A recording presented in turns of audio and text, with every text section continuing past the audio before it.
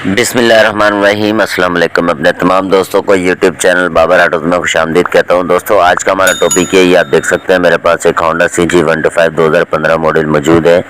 इसका दोस्तों इंजन के अंदर से एक केम गरारी की आवाज़ आ रही थी, जो कि स्टार्टिंग के ऊपर काफ़ी ज़्यादा शोर आ रहा था केम का।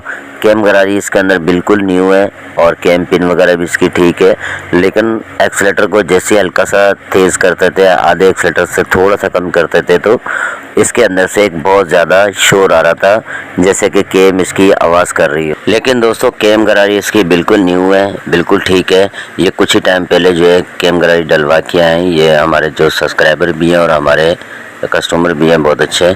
तो अभी इसकी वेट की जो साइड प्ले होती है, ये भी मैं चेक कर रहा हूँ। वेट की साइड प्ले भी बिल्कुल ठीक है इसकी, और वेट भी बिल्कुल ठीक है इसका। केम गरारी भी न्यू है, लेकिन वजह ये है कि इसका जो बैलेंसर है ये नीचे लगा हुआ था, मैग्नेट प्लेट के बिल्कुल नीचे। 10 mm की टीटामी से दोस्तों वेट बैलेंसर को जो है हम खोल लेंगे। सबसे पहले तो इसका बोल्ट खोलेंगे, इसका ये आप देख सकते हैं। और इसके जो है बोल्ट के ऊपर एक वाशर होती है बोल्ट के अंदर 10 mm की, और एक वेट बैलेंसर के पीछे की साइड पे लगी हुई होती है।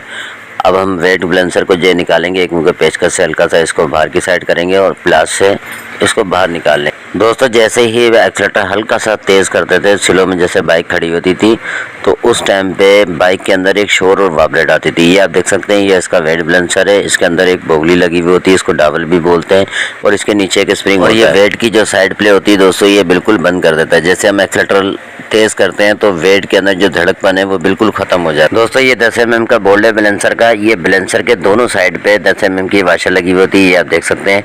एक बोल्ट के अंदर है और एक बैलेंसर के बैक साइड पे लगी हुई होती है। तो 10 mm की वाशर हम जो है वो पीछे से एक वाशर निकाल देंगे। वो इसलिए निकालेंगे कि हल्का फुल्का सा जो बैलेंसर कट चुका है वो आसानी के साथ अपनी जगह पे परफेक्ट सही बैठ जाए, और जो हल्की सी जगह कटी हुई है वो बिल्कुल ख़त्म हो जाए, और इसकी जो वेट की जो साइड प्ले वो भी बिल्कुल इंशाल्लाह खत्म हो जाए। और बैलेंसर को बिठाने से पहले जो है हम बैलेंसर वाली जगह को अच्छी तरीके से दोस्तों साफ़ कर लेंगे कपड़े से, ताकि जो ऑयल वगैरह वो बिल्कुल साफ़ हो जाए, क्लियर हो जाए, ताकि बैलेंसर जो है हमारा आसानी के साथ बिल्कुल परफेक्ट जगह पे बैठ जाए। और दोस्तों बैलेंसर को बिठाते हुए एक चीज़ का खास ख्याल रखें कि इसको इस तरीके से खाली बैलेंसर को जो है अपनी जगह पे सीधा रखने के बाद बोल्ट ऐसे ही टाइट हम नहीं करेंगे। अगर ऐसे टाइट करेंगे तो ये बैलेंसर जो है अनबैलेंस हो जाएगा, जिसकी वजह से बैलेंसर की जगह जो है वो क्रैक हो सकती है, टूट सकती है जगह, पीस ख़राब हो सकता है। तो इसको बिठाने का तरीका ये है कि हम 10 mm की टीटामी से थोड़ा थोड़ा सा इसका बोल्ट टाइट करते रहेंगे, और साइड पे बैलेंसर के ऊपर जो है हथौड़ी की मदद से हल्की हल्की चोट भी लगाते रहेंगे, ताकि बैलेंसर हमारा बिल्कुल सीधा बैठ जाए। और दोस्तों अगर हम इसको बगैर चोट लगाए, इस तरीके से आप देख सकते हैं मैं चोट लगा रहा हूँ इसके ऊपर टामी की मदद से, डायरेक्ट हथौड़ी से भी आप चोट लगा सकते हैं, ताकि बैलेंसर जो है वो सीधा बैठे। और अगर हम इसको चोट नहीं लगाते, ऐसे ही बैलेंसर को टाइट कर देते हैं, तो इसके अंदर पीस जो है वो दोस्तों क्रैक हो जाएगा, डैमेज हो जाए।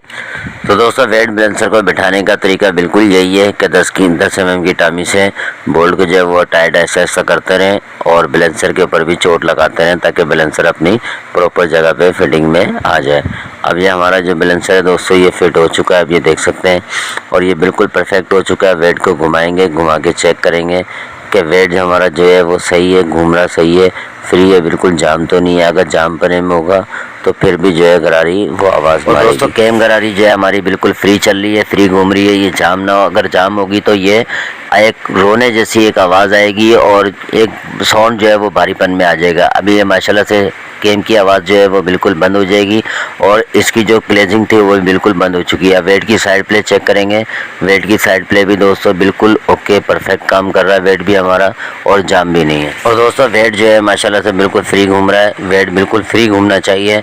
और इसका अब मैग्नेट प्लेट भी लगाएंगे, लगाने के बाद फिर भी इसको वेट को एक दफ़ा घुमा के मैग्नेट से चेक कर लेंगे कि वेट हमारा बिल्कुल फ्री घूमना, क्योंकि दोस्तों वेट का जो है वेट का बैलेंसर का जो है एक बहुत बड़ा किरदार होता है। वेट के बैलेंसर को लाजमी चेक करें। जितने हमारे मैकेनिक भाई दोस्त हैं, जब भी आप इंजन बनाएं या फिर केम गरारी वगैरह का जो भी हेड सिलेंडर का काम आप करें, तो वेट बैलेंसर को लाजमी खोलें और चेक करें।